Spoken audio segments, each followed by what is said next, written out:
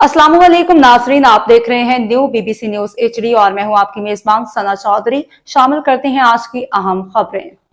खबर शामिल करते हैं हमारे न्यू बीबीसी न्यूज़ के bureau chief of Pakistan Ghulam Qadir Bhayyu. Police के शोहदा को खिराज अकीदत एसएसपी और डिप्टी कमिश्नर की क़यादत में रैली यादगार शोहदा पे फूलों की चादर चढ़ाई गई। तफसील के मुताबिक शोहदा पुलिस को खिराज अकीदत पेश करने के लिए सांगड़ में परवकार मुअस्सर तकरीब का इनेकाद, जिसकी क़यादत एसएसपी सांगड़ आबिद अली बलोच और डिप्टी कमिश्नर सांगड़ मोहतरमा सारा जावेद ने की। इस मौका पर पुलिस अफसरान जवानों की बड़ी तादाद ने शिरकत की। रैली का आगाज़ सांगड़ थाने से हुआ, जो मुख्तलिफ शाहराहों से गुजरती हुई यादगार शोहदा तक पहुंची। रास्ते में फ़िज़ा शोहदा को सलाम और पुलिस जिंदाबाद के नारों से गूंजती रही। यादगार शोहदा पर पहुंच के SSP Abid Ali Baloch, deputy commissioner Sara Javed, दीगर अफसरान ने शोहदा को अजीम कुर्बानियों को याद करते हुए फूलों की चादर चढ़ाई। एसएसपी सांगड़ ने अपने खिताब में कहा कि पुलिस शोहदा ने मुल्क को कौम की खातिर अपनी जानें कुर्बान की, उनकी कुर्बानी को फरामोश नहीं किया जाएगा।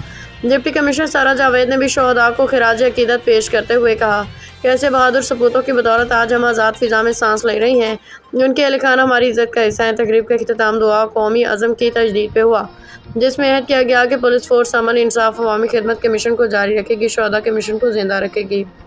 अब तक के लिए इतना ही। मज़ीद खबरों और अपडेट से बाखबर रहने के लिए देखते रहें न्यू बीबीसी न्यूज एचडी।